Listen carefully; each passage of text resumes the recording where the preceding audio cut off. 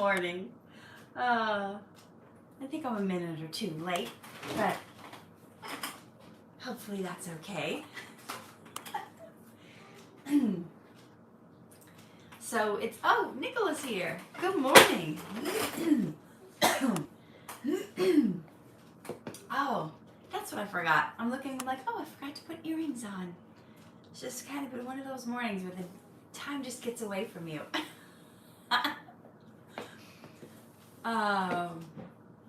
Oh, Nicola, well, that was very sweet of you. It was really sweet of you to do that. You know, it's an honor when people like your work and they want to share it. Hey, Derek. Sorry, my thing's a little wacky. We've got Cartoony here today. Jacqueline's here. Donald's here. Summer's here. Zalia. I'm going to do that again in your poem. Okay. You know what? I think I'm going to have to go get a water.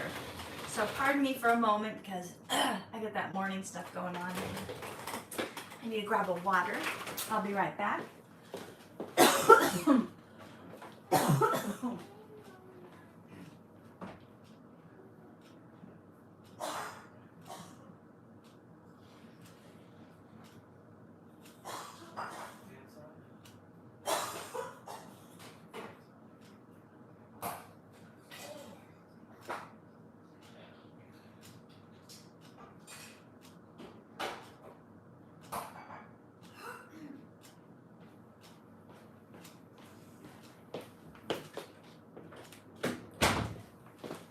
Thank you for your patience.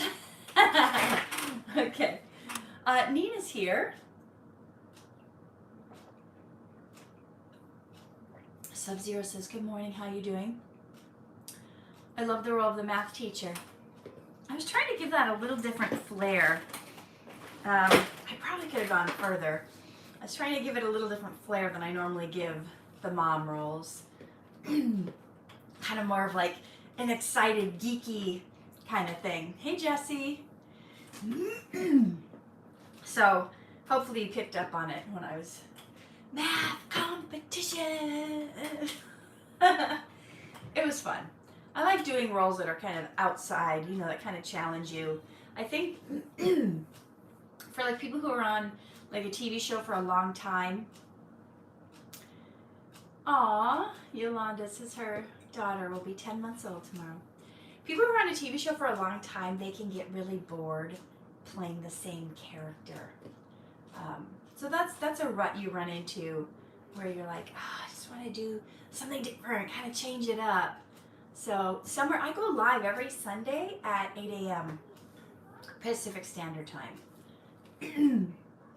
Legos. Somebody named Lego is here. Oh.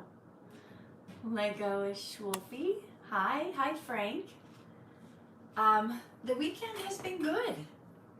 I think I only worked at the studio 2 days this week, and I've been just working on my own stuff.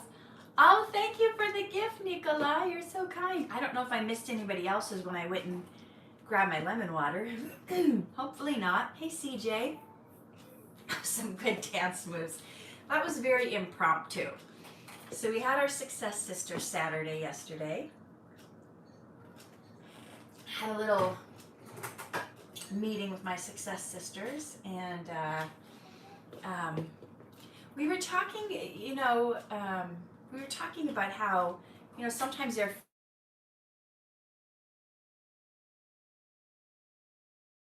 ceiling, and it feels like you can't go above it. And Allison was giving us a different point of view to look at things. Like what? She was saying, what if you take that ceiling and you pull it down underneath you and you stand on it and the ceiling becomes your floor, and then everything else is possible outside of that. So when Shantae was feeling a little concerned about something, and then I said, hey, let's put the song on, I think it was Macklemore's song, Can't Hold Us. Have you heard that song, Can't Hold Us? So that's why we were jamming out specifically to that section, the ceiling can't hold us. And this is a great to talk about because sometimes in life we think there's a ceiling above us. We think there's something that is stopping us.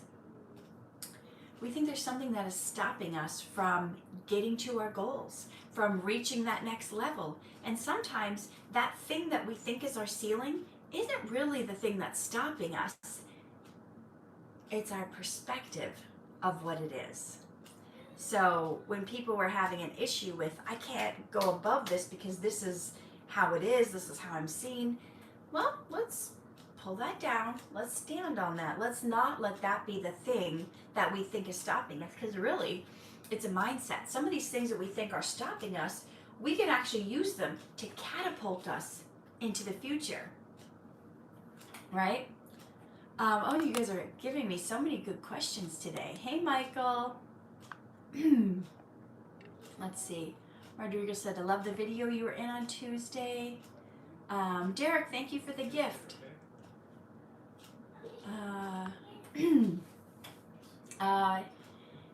And is it Ankit? Good morning. Let's see. Somebody went to the Super Mario Bros. Movie. I saw it too. Rebecca says, what are your thoughts on affirmations? I don't like them, kind of. I go back and forth with them. So I used to do them years ago. I used to have a lot of affirmations I would do years ago. I had a lot. And I didn't find they got me anywhere. I didn't find them to be successful. However, I know it's a good thing to speak positively about yourself, about your situation, about what you want to have happen. And that's actually what Scripture tells us to do, right? Jesus says, call those things that be not as though they were. So you have to act as if you already have that thing you want. For instance, when you're sick, you pray to God to be healed, you need to start acting as if you're the healed person, even before you see it manifest and come to fruition. So the thing with affirmations about why they sometimes don't work is because if you make them so big, so broad, so out there, I was just talking about this week with a client. If you make them so big that you actually don't believe them when you say them, then they're not going to work. If you're making these big, bold claims like, I live in a $50 million mansion and I'm married to the top supermodel, and you make it so far out there that it's like a joke when you say it, it's actually going to repel it away from you and not draw it to you. So if you make your affirmations more manageable, like, I am married to the woman of my dreams. I am married to someone who loves me and respects me and treats me well. And we have our own house. We have a nice size house.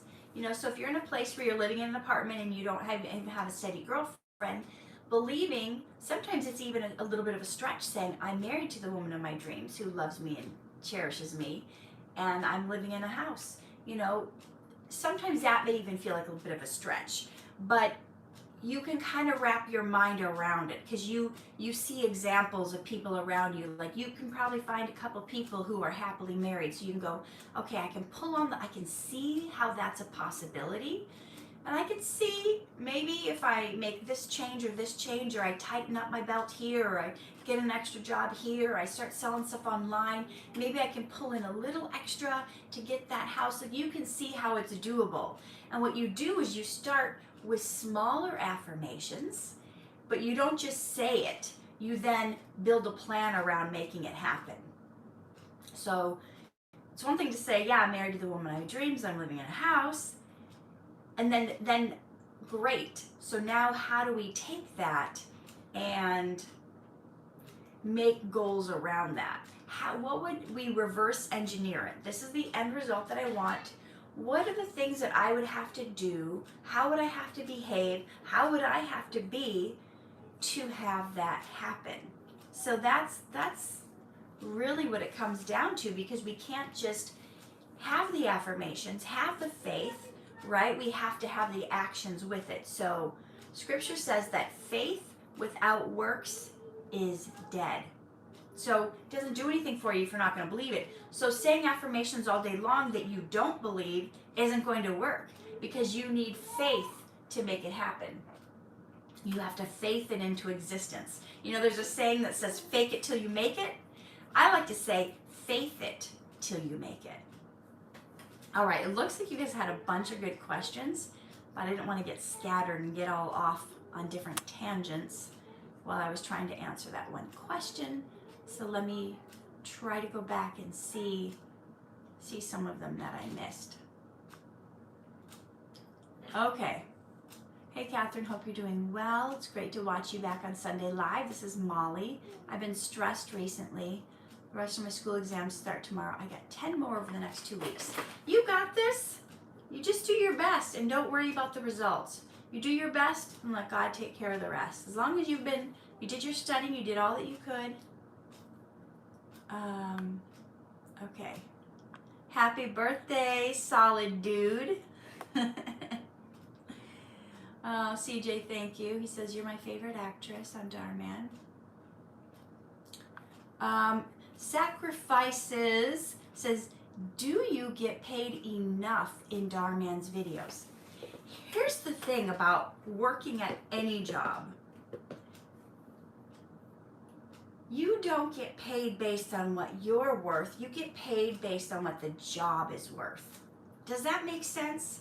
So if you work at a fast food joint, or if you work bagging groceries, that's a low, it requires low skills. Like, you don't need a high skill set. You don't need to have extensive schooling. You don't need to have a college degree. You don't need to solve big problems. Mike Murdoch always talks about how you are paid according to the size problem you solve. So a trash man gets paid a certain amount, a bagger gets paid a certain amount, actors get paid more because they're solving what some would say a bigger problem. It makes people feel good. It's an escape. They watch a video and they're escaping from their real life. So it's all relative. Everything is relative. So you can have somebody work at a job, two people work at the same job getting the same pay, and one think, this is great. This is good.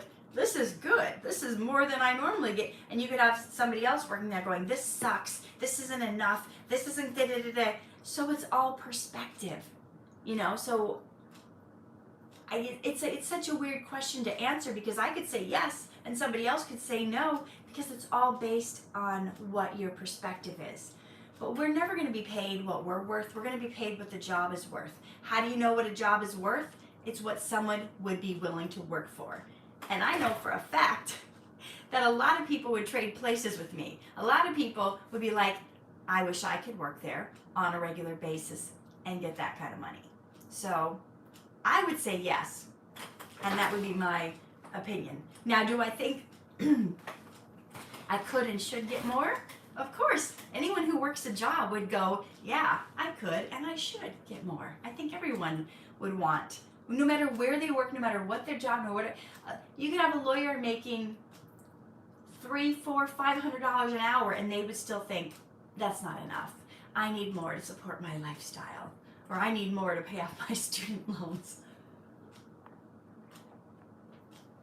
Okay, let me see what else. And if I missed your question, you can type it in again. Oh, Yolanda, good for you. She found out her cousins are moving close to where she lives. Hey, Jasmine. Hey, Lisa. Solid dude, I have not seen Breaking Bad or The Sopranos. However, the actor from Breaking Bad, Bryan Cranston, went to the same acting school as me. And I have been watching his show, Malcolm in the Middle. The other ones I think are too intense, too adult. I don't watch stuff that has a lot of yucky situations and language and stuff, just because And if I missed your question, you can just type it in again. I'm trying to go back and see some of them. Catherine, I noticed that Dar has hired a lot of actors. How can I find out what their names are? Please tell me so I can subscribe to them as well. And Kit, whenever you see a Darman video on YouTube, he puts all the actors' names, anyone who's in it, in the description box. So super easy to find them. Anyone who's in it, their name will be listed in the description box. Okay. Let's see. Oh, thank you, Summer. Yolanda says, what happens after you divorce someone? Boy, that's a wide open question. I don't know how I could even answer that. Anything is possible. But that anything is always possible, so whether you're divorced or not, right? I have 2 exams tomorrow. Hey, Jarrell. Oh, Rebecca says, how do you deal with over-obsessive fans who have addictive personalities? You definitely have fans that seem to go overboard. You know, I suppose it's different for each situation. And as long as they're respecting, as long as they're being respectful, you know, I just try to deal with it as best I can. I can't constantly answer every question they have or like sometimes I'm getting reached out to multiple times a day and you know, I just can't always do that. I can't. It's just it takes away from my regular life too much. And there are oh, Eric Play, thank you. Oh, Epic Play, thank you. Says you're my favorite actor. I can't always respond to everything. And I think a lot of people tell me I respond too much. Like I even have the actors tell me, like, I'm shocked right now. You're the only actor from Darman who even responds. So maybe I do too much.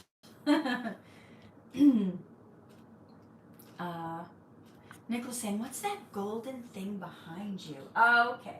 So my son made me a few pens and they're like flowers. So this is like a daffodil. It got a little squished. But he made me 3 different flowers with like paper mache.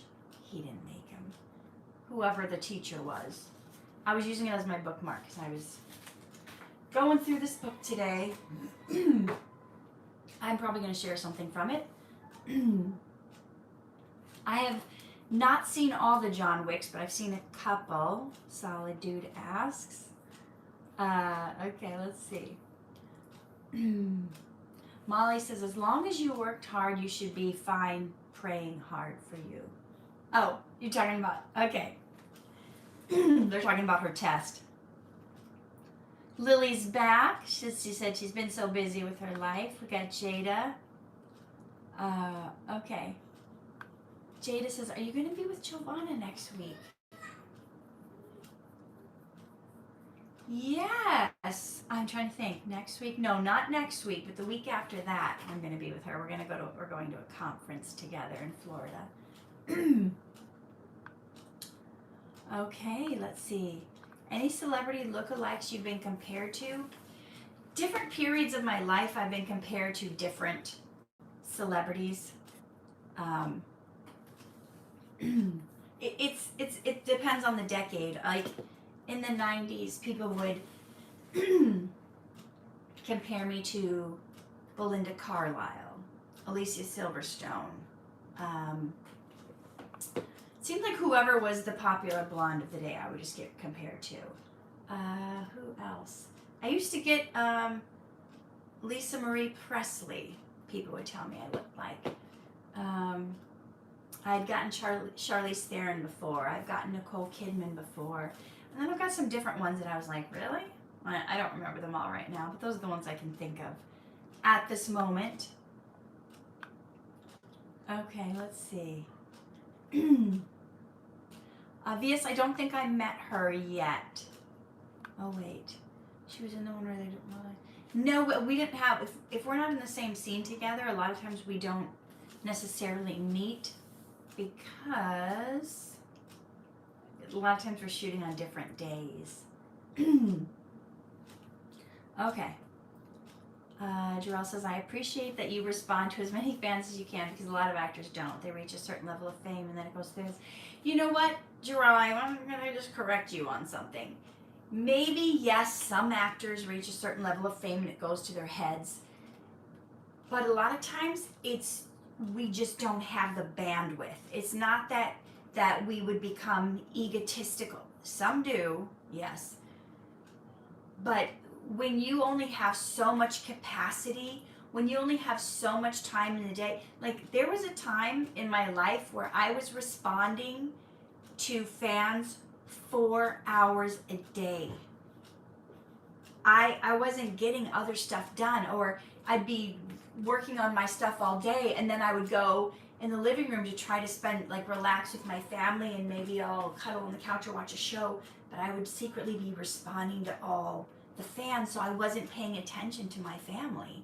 So it's not necessarily always having to do with, oh, they got a big ego now, oh, it's going to their head. It's just, there's only so much time. Messages I get are not even like, I don't even know how to respond. Like they'll just go off on some tangent about all these different things and asking me questions about things I don't even like know what they're talking about. And so I just have to I move on. If that makes sense. So like I can only imagine if day, I can only imagine big movie stars are getting, Dar's probably getting thousands of messages a day. Big movie stars are probably getting thousands and thousands and thousands of messages a day. There's no way you could possibly respond. Otherwise, that would be your entire life.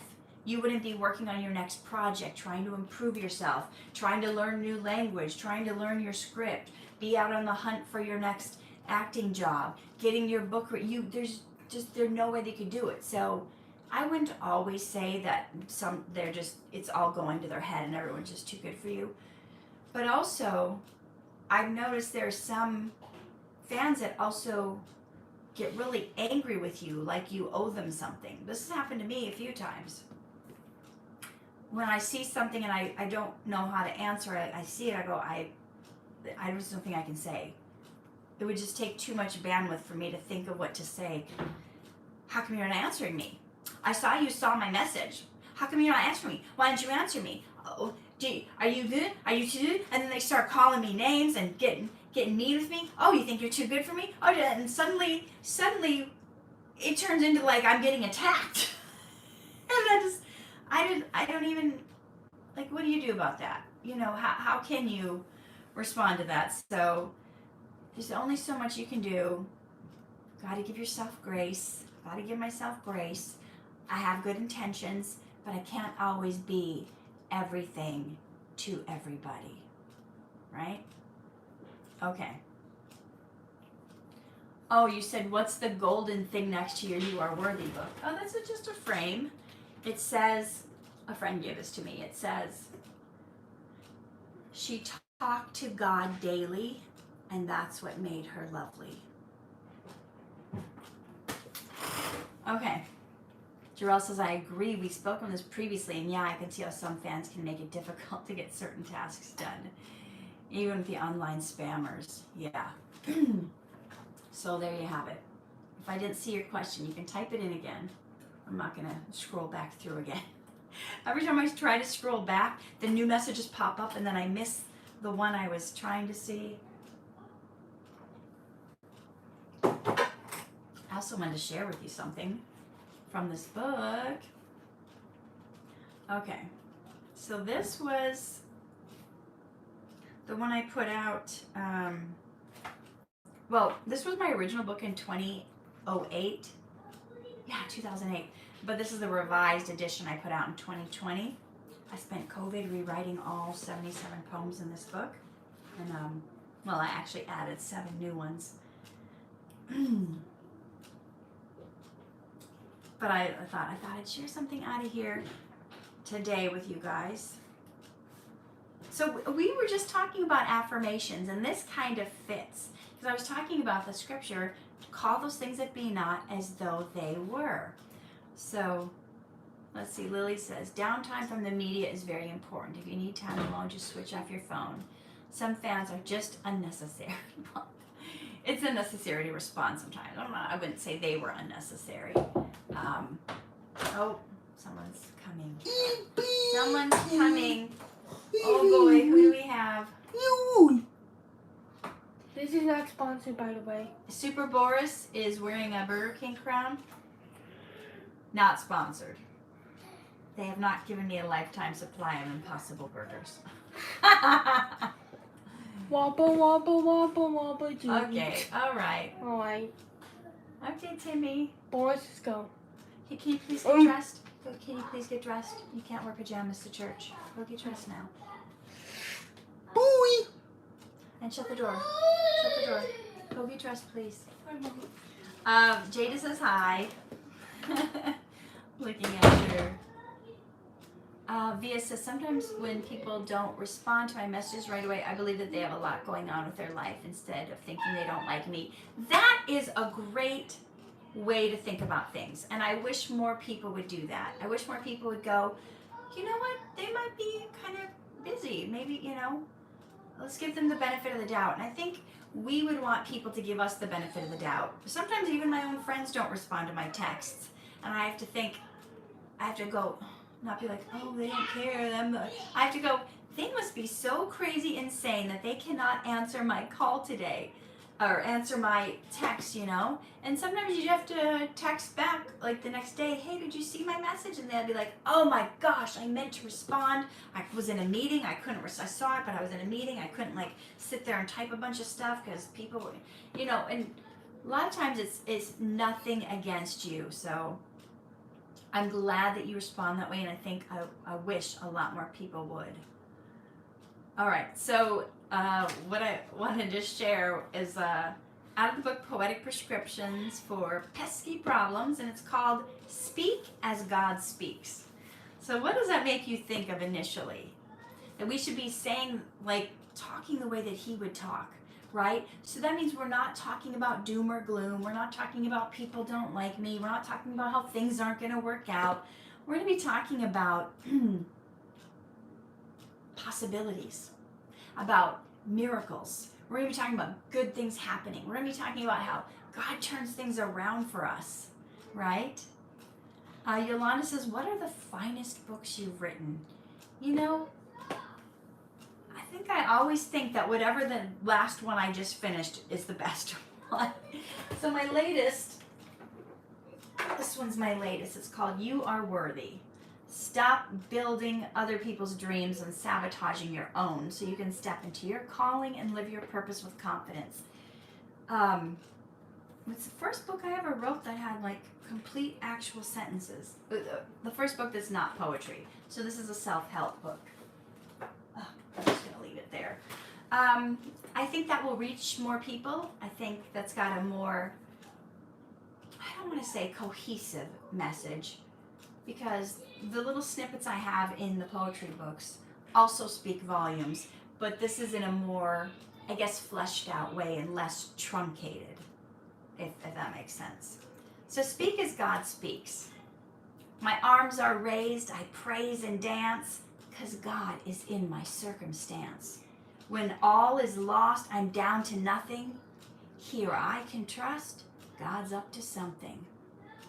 So when you're in that place where you're like, all hope is lost, there's nothing left, don't go down into that deep, depressing, sorrowful place where you're like, oh, it's all over for me. Nothing is working out. Because when we are down to nothing, God's definitely up to something. Right? So it's all about trust. If everything was always going right, we wouldn't need to have faith. Sometimes we have to get down to nothing. Sometimes when we're just living our life doing everything that's not good, that's not drawing us close to God, sometimes something will happen in life. We'll get sick. We'll hurt ourselves. Somehow we end up in the hospital. And God uses that to draw us close to him. Because sometimes it takes us being flat on our back as the only way we're going to look up. when we're laying there, we can't go run around doing all these things where we're avoiding God. We're just laying there and we can't move. We're looking up. We're like, okay, God, I realize I haven't been close to you. I realize I haven't been spending time with you. I realize that our relationship is not great. So the first stanza is really about praising God no matter what your circumstance is. When you're down to nothing, God's definitely up to something. And that's why you can praise and dance no matter what your circumstance. Next stanza. I cannot comprehend it all. He holds me up so I won't fall. Old fear whispers, what's to come? I don't begin until God's done. So you've got that fear. That fear is always whispering, oh, what's going to happen? What's going to come? Is this going to work out? Everything might fall apart. And you got to not listen to that fear. And you got to know, I don't begin until God's done. God knows the end from the beginning. So when we're with him, we're winning. We're on the winning team. If you guys are like trying to get close to God, trying to have a relationship with God, you got to know you're a winner. You're going to win. You're going to conquer. You're going to defeat. You're going to beat anything in life. Anything that's coming against you. Anything that's coming against you. You can overcome it, defeat it, beat it. Because you don't even begin until God is done. So you don't have to worry about what's to come. Okay. Next stanza. God knew my path since the beginning. When holding God, I'm always winning. I'll have whatever I say. I learned from Jesus how to pray. So he gave us a model, right? He gave us a model called the Lord's Prayer. Have you guys ever heard of that? Well, there's a prayer called the Lord's Prayer, and you can kind of use that as a model about how you should pray. Give us this day our daily bread. But it's a certain pattern. We're thanking God, hallowed be your name. Your kingdom come, your will be done on earth as it is in heaven. Give us this day our daily bread.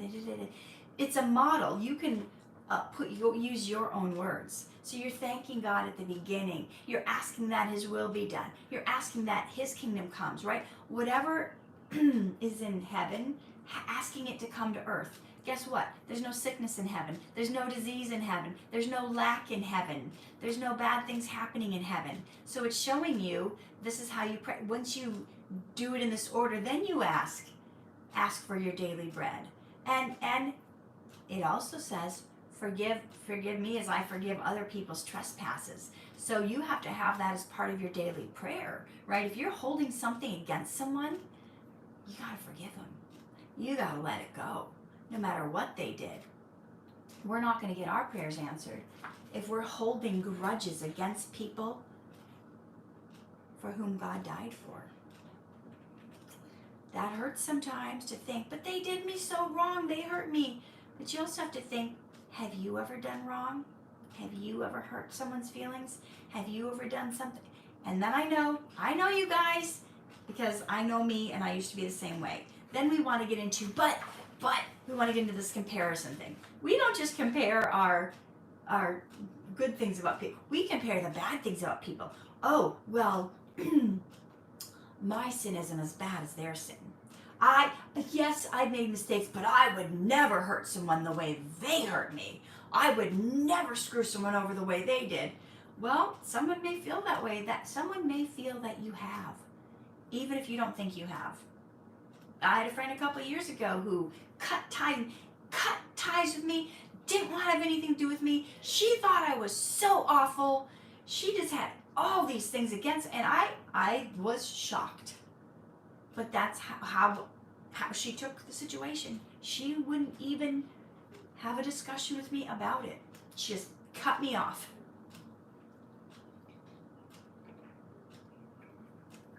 I laugh about it now, but it really hurt at the time. I cried for days and days, racking my brain, asking, what did I do? How could she think that? Didn't it?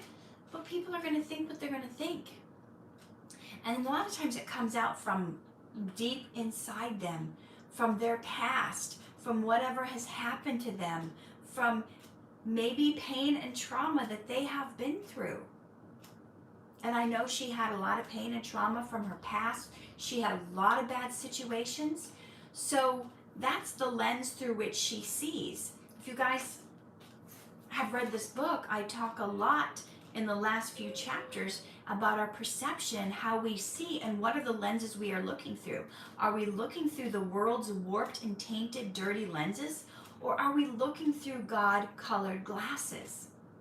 Because that determines how we see everything. It determines how we see us. It determines how we see everyone around us. So what has happened to you in the past that has shaped and colored your view of other people? Right? So if something happened to you when you were a child and you were abused by somebody or by multiple adults, you may have built up this fear that people are out to get you. People just want to screw you over. You can't trust anyone. Adults are bad. They want to use you. Men are bad. Whatever the thing is, you have built up something that listen, no condemnation. It's not your fault. You needed to do that at the time to protect yourself. But now that you are not in that place anymore, we have to go back and examine those places where we made those decisions that were protecting us at the time, and we have to let them go because they're holding us back. It's causing us to jump to conclusions about people who mean us well. If they do something that seems slightly off, we go back to that old trauma. So that needs to be dealt with too, right? You guys got to get the essential oil from Young Living called Release. And you got to put that on, and you got to work through those memories and release it. Or get the one called Trauma Life and put it on. And when those thoughts come up, you slowly start to release. Prayer will help too, but sometimes the essential oils are just an extra. Prayer is number one. Going to God is number one. He's the only healer. He is the only one that can completely remove that from your memory as if it's not even there. It's the difference between having a scab that you keep picking at, right? I talk about this in the Divine Solution. Anyone who's got the You Are Worthy course, when you got it, I threw in a bonus called the Divine Solution. And we talk about picking at a scab. When you've got pain and hurt from your past, it's like picking at a scab. You're not letting it heal. You're trying to cover it up, right? You're trying to cover it with makeup so no one can see it. You're putting on a glove instead of dealing with the sliver that is inside that you need to pull out and remove that sliver, clean out the wound, and nurse and heal from that. Nicholas says, is that the free gift? No, it's not the free gift. The free gift listed on the book is 3 lessons out of the You Are Worthy course. 3 videos. It's actually in the course. It's all a lesson 11. So the You Are Worthy course has 20 videos to help you see yourself the way God does. Know you are worthy so you have the courage and the confidence to go after your dreams. The Divine Solution is a separate mini course. And I don't even have that available to anyone separately. I don't sell it separately. I don't have it anywhere like that. But I am thinking about possibly writing a very small book, a mini book, just on that topic of the Divine Solution, because anyone who's still dealing with a pain or hurt or trauma from years ago, I think it would be very helpful, because as much as I try to tell you you're worthy and show you every single way that you are and how God sees you and that He has made you worthy, He's removed all the bad stuff, some of you may not believe it if you're still hurting from the past. So you got to go in and identify those slivers and pull them out in order to heal. Otherwise, it's going to cause an infection. It's going to pus. It's going to be, So I don't know. I don't know if I should write that book or not. You guys will have to tell me if that's something you guys want me to put some effort into. Sometimes there's not enough time in the day to write everything. All the ideas that I have. So back to talking about how Jesus would pray. He called things out as though they were with confidence and peace assured. Do you hear that? He called things out as though they were with confidence and peace assured. So sometimes you guys say, well, I'm not going to say that because it's not true. That's not reality. Like, I'm not going to say I have this, that. But if it's something you want, and if it's something you're working towards, by all means, yes, call it, because that's what Jesus did. He modeled that. He called those things that were not as though they were.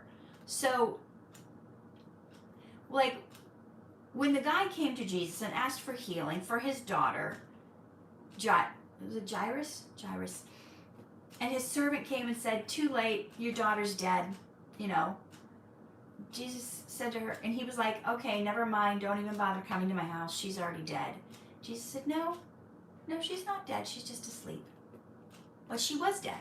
She was actually dead. But he wanted to assure him of what was going to come. So he spoke it into existence of what the future was. He spoke it now. So me going around when nobody knew who I was saying, I'm a successful actor, it may not have been true at the time, but then I lived into it. Right? Barmy says, what's with the Bible talk? Okay, so you may not know, I'm a believer in God.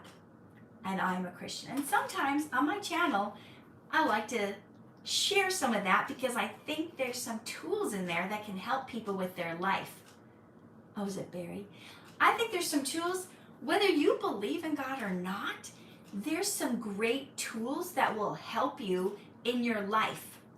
So anyone who uses these tools in the Bible will have a better life, whether they believe in God or not. You know that really popular,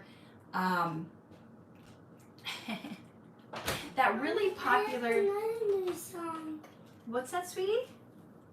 Don't shout out to your parents. Oh, can we share this? Oh, Eli just came up with a new song. So we had a battle this morning because he wanted to eat Cheetos, and I said, no, that's not a good breakfast food. And I wanted him to eat a healthy, like, raspberry bar or blueberry bar instead. So I was telling him he should not be shouting at me and yelling at me. And so he's had some time to think since I've been on the live stream. And so, can we not pick our boogers right now? You're on camera. So he said he just made up a song. So let's share this song that you just made up. You just came in singing it to me. Don't shout to your parents. Don't shout out to your parents. Don't shout out to your mommy and daddies. Don't shout out to your mommies and friends. Don't shout out to anybody. Call the police if you don't know anybody. Okay, so If you know anybody, just walk with your parents. okay. If you know your parents' phone number, please call the police for 221. It's 911. 911. Okay, so sometimes he's been doing this lately. It's kind of cool. He'll get in trouble for something, he'll learn a life lesson, then he will come and make up a song about the lesson he learned. Thank you for sharing that. So he was sharing, don't shout at your parents, don't shout at their friends. I had friends over yesterday, he was shouting. Don't shout at people. And if you don't know anyone, like if he ends up in a situation where he doesn't know anyone, to call 911. And if you see your parents, you walk with them. Okay. So those are some good life lessons for a 4-year-old. I will not be with you guys next Sunday because I will be at a retreat in San Diego. And it's also Eli's birthday. So we're going to Legoland for his birthday. He's going to be 5 next Sunday. And then, but I'm at a retreat Friday. We're going to Legoland Thursday. I'm at a retreat Friday, Saturday, Sunday. I think maybe we'll go camping. And then, yes.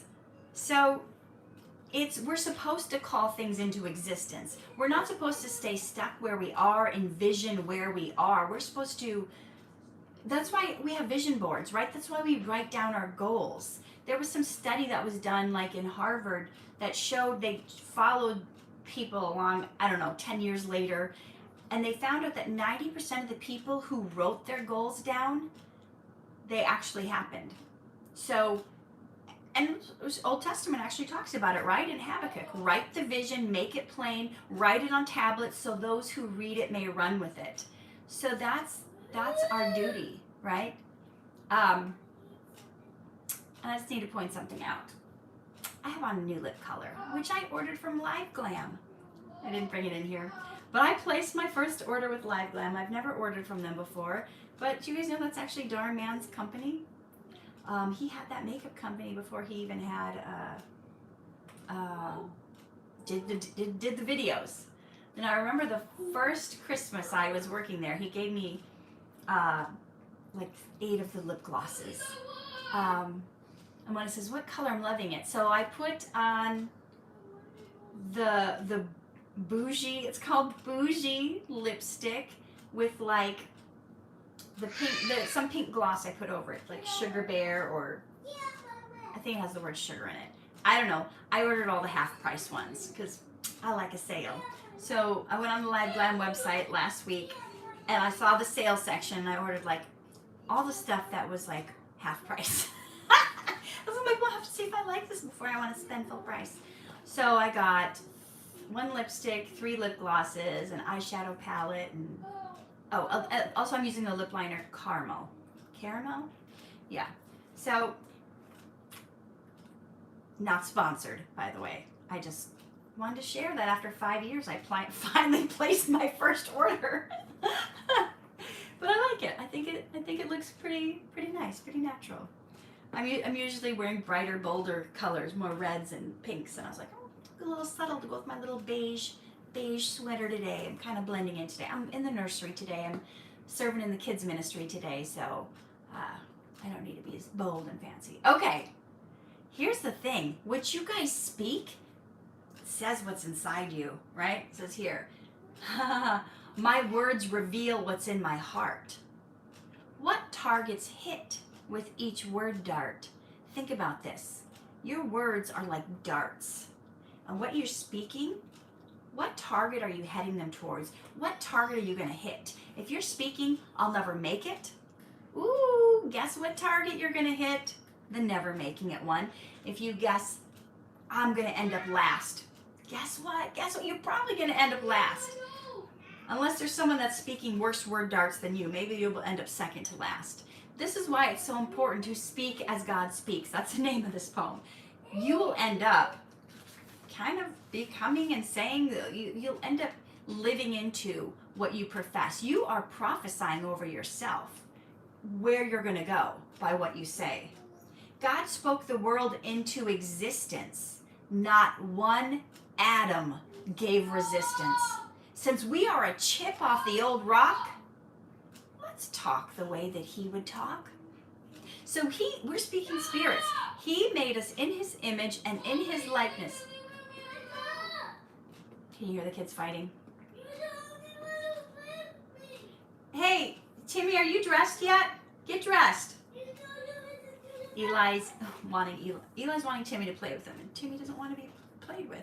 So knowing that we have like our Father's DNA, that we were made in his image and likeness, we have to speak the way he speaks because we have power to manifest the things that we say. So what I was trying to say earlier when someone was asking, like, why are you talking about the Bible? So I was saying, hey, the stuff in the Bible works whether you believe in God or not. If you do the things, they'll work. You want to know why people are successful? They're following biblical principles even if they don't know they're biblical principles. So that really popular documentary I referenced, and then I didn't say what it was.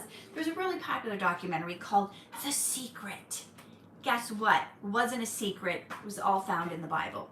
All that stuff about manifesting and bringing the future, that's all stuff from the Bible. They just didn't give the Bible credit. Okay? So Bible concepts work for anyone who uses them, whether they believe in God or not. They work better if you believe in God, and it comes with more peace and all the other good stuff like eternity in heaven, salvation, all that good stuff. But the principles for living a good life work whether you believe in God or not, because the principles work. A rule that works is a rule that works no matter who is using that rule, whether it's a good guy or a bad guy. And that's sometimes why they get ahead. BH wants to know, what are you reading from? This is my book, Poetic Prescriptions for Pesky Problems. I'm reading the poem, Speak as God Speaks. So, 2 stanzas left. Stick with me, because this is for you. This is for your life. This isn't just me just getting my jollies about like, ooh, listen to my poem. That's why I'm stopping and explaining how you can apply this to your life, not just like, look at my poetry, okay? It's just kind of like how I like to express myself. Okay, forget about the devil's threats. God gave us power that makes him sweat. If we're in him, we are complete. The devil's found beneath our feet. Okay, so we don't need to hear the chatter, oh, you're not going to make it, what's going to happen, bad things, We don't need to listen to the devil's threats because God gave us power to make him sweat, right? We can command the devil to leave, right? We obey God, we resist the devil, and he flees from us. It's when we give in, it's when we start listening, it's when we start going, oh, yeah, maybe he's right, maybe I am going to fail, maybe I'm not going to make it, maybe things aren't going to work out. It's all lies. Listen, you are a winner. Things are going to work out for you. Everything's going to turn out, because if you're in God, it can't not turn out. He works all things together for your good, for those who love him and who are called according to his purpose. Everything's going to work out for you, and that's good news. So when the devil tries to come at you, with his threats, we have to know we're complete in God, and the devil is found beneath our feet. Thank you, Brittany. She says, I love that poem. So there's a scripture in the Old Testament that says the devil is beneath us. The devil's found under that. We step on the devil. Even back in Genesis, it talks about how we will bruise his head. He's going to snap at our heels, but we're going to stomp on him. We're going to bruise his heel. So here's what to do. The next time he comes at you, here's what you need to do. Next time the devil tries to tell you, it's not going to work out, everything's going to be bad, you're not going to make it, Screen Blaster, thank you for the compliment. He says you're very talented. Okay. If Satan wants to speak to you, then tell that loser what to do. To leave a note of lies he'll spew beneath the bottom of your shoe. That's it. Okay, you got something to say to me? You got something to say to me, devil? Right here. You can just write it right there. I'm not going to let him get up and get in my ear. If Satan wants to tell me something, he can write it right there. Because I'm stomping on him. Because he's under my feet. So now that you hear it in context and how you're supposed to apply it to your life, I'll go back and read it from the top, and now you know what I'm talking about. Speak as God speaks. My arms are raised. I praise and dance because God is in my circumstance. When all is lost, I'm down to nothing. Here I can trust he's up to something. I cannot comprehend it all. He holds me up so I won't fall. Old fear whispers what's to come. I don't begin until God's done. God knew my path since the beginning. When holding God, I'm always winning. I'll have whatever it is I say. I've learned from Jesus how to pray. He called things out as if they were, with confidence and peace assured. My words reveal what's in my heart. What targets hit with each word dart. God spoke the world into existence. Not one atom gave resistance. Since we're a chip off the old rock, let's talk the way that he would talk. Forget about the devil's threats. God gave us power to make him sweat. If we're in him, we are complete. The devil's found beneath our feet. If Satan wants to speak to you, then tell that loser what to do. To leave a note of lies he'll spew beneath the bottom of your shoe. Yes, somebody's asking, where are these books? All 4, 5 of my books are available on Amazon.com. Just type in my name. You can type in my name and Poetic Prescriptions. I have 3 poetry books, one self-help book, and 1 ebook. Okay, Timmy, did you have something you wanted to say? Oh, thank you. May I ask why you're not dressed yet? Jack wants to say hi. Okay, we got somebody who wants to say hi. Okay. He's saying gibberish words. Jack is from the Secret Life of Pets? Yeah. Part 2. Translation. Hi guys, I love you all. Aw, that's cute, Jack. Oh wait, who's got any like burning last minute questions like I have to get this answered right now or I won't be able to get through my week? Ben Long Highway? Okay, sorry. Hey Catherine, I'm calling you for a meeting regarding Mikey because he caused trouble at school again today. Oh brother, that Mikey, he's always getting in trouble. Brittany says, you got a star sticker on the bottom of your shoe. Do I? I do. That's what happens when you have kids. That's what happens when you have kids and they're dropping stickers everywhere in the house. I'm stepping on stickers. This go is like really way Could be worse. I could have stepped in doo-doo and had that on the bottom of my shoe. You like that? Oh, Jack's poop on your Oh, please, honey. Please go get dressed. Okay, Jack says bye. He says bye. What happened? Somebody said, what happened to the old Darman cast? You know, half of them are still there. We lost about 6, 7, 6. I don't know how many. 6. I think we lost about 6 or 7 earlier this year. They just didn't feel like they were. Jack They just didn't feel like they were getting enough. They didn't like the. They had all these complaints. I don't know. Excuse me. I can't speak for them, so I don't know. Oh, Jack says bye. Okay, bye, Jack. They have enough complaints online that you can find all their complaints. If you're into like looking at negativity, you can go look at that. Or you can watch my video. I made a video on here called "Was I Mistreated at Darman Studios?" that shares my perspective, which I believe is very neutral. Because I'm considering all the stuff and all the places I worked in Hollywood. And I've had 150 acting roles before I started working at Darman. So, and I've had more roles on Darman than any other actor. So I feel like I have a pretty good perspective doing 150 before Darman and doing 150 at Darman. I'm with you, Mona. No room for negativity. Like, why would I want to listen to people complaining and blah, blah, blah? There are times where there's like legitimate complaints about something and that can be worked out, but like it kind of got weird character assassination-y. It ended up like not even being about what it was supposedly about. Ended up not even being about like, oh, we want to raise or better turn. It ended up being like this smear campaign, and nobody's got time for that. It's like, if you have a issue, let's talk about the issue. Let's not slander the person. That's just me, though. That's just me. I don't know. Did I miss somebody that had a burning question? Let's see. Via says, sometimes when people don't respond to my messages, you already said that, so. I looked at your 3 questions with Kat playlist. I don't see an interview with Nick. You know, I started doing those at the studio after Nick had already left. So you will not see one. I will not be doing one with him because I usually do those on my lunch break at work. So it ends up being with whoever I happen to be with that day or working with. So you're gonna miss that. But you know, I do have a video on my channel with him, and he's got videos on his channel with me. We used to hang out quite a bit, as a matter of fact.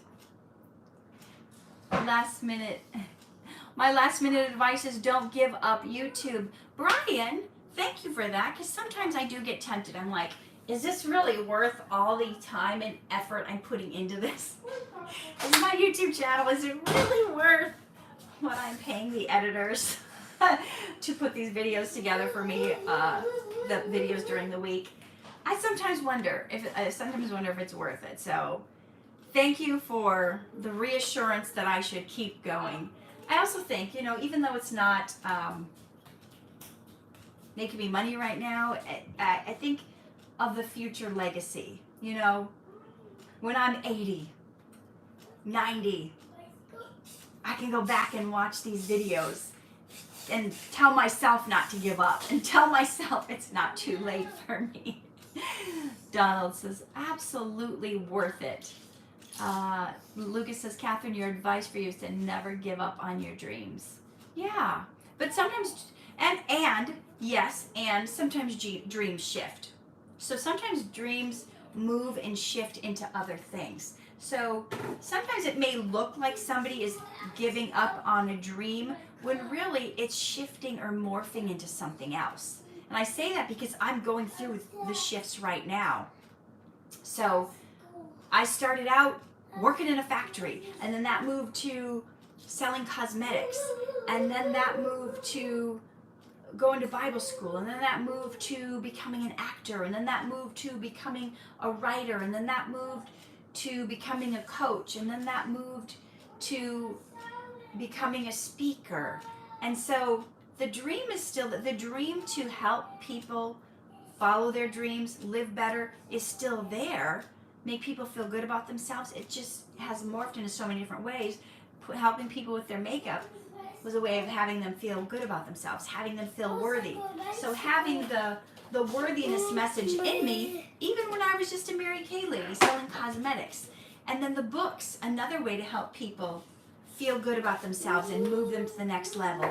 Now I'm going to be speaking this month at a conference called You Are Worthy in Atlanta. So I'm shifting, moving, speaking. So it may look like I'm not concentrating so much on the acting anymore, which I'm not. I used to be so gung-ho. I used to submit myself on all the casting sites like 50 or 100 times a day. Sometimes I would be going to 10 auditions a week or more. I kind of scaled that back because I found the speaking, the courses, the making online courses, those are all ways I can help people feel good about themselves and about their life and about their future and going through their dreams, more so than just me acting, right? You see me acting in something, maybe you get inspired, but maybe you get more inspired when I teach you something that you can apply to your life. It's one thing to watch someone on the screen and go, oh my gosh, they're so aspirational. But it's a whole other thing when they're feeding life into you. And that's what I want these Sundays to be. I'm feeding life into you. I'm trying to give you the breath of life, the wind beneath your wings to keep you going, keep flying, keep flapping, which you probably wouldn't get just from watching me in some film, right? So I'm using the platform I had to be able to help you more. Because if you didn't know who I was, Mona says, amen, you're doing it, girl, then you wouldn't listen to what I have to say, right? There's even a scripture in the Old Testament that says a poor man's wisdom is despised. So if I was on here just giving advice and you didn't know who I was, you probably wouldn't listen to me. But since you're like, oh, well, we like the show, we know her from it, she's a good actress on it, let me hear what she has to say. So there's something about using the place where you're at, the status, to help, spread the message of love and goodness and everything. Screen Blaster says, you're using the gift God has given you. And I don't want to, I know some people, actors, they get on and they just talk about themselves and or talk about their projects. But I want this to be me giving to you. I want this to be me breathing life into you. So I know we're over and I gotta go serve in the children's ministry. So I won't see you next week. So I guess I'll see you on the 18th. Are you guys going to be, should I come on for Father's Day? The 18th is Father's Day. I'll come on, see if any of you guys are here, but I will miss you next week. Take care. Live true. Love hard. Shine bright.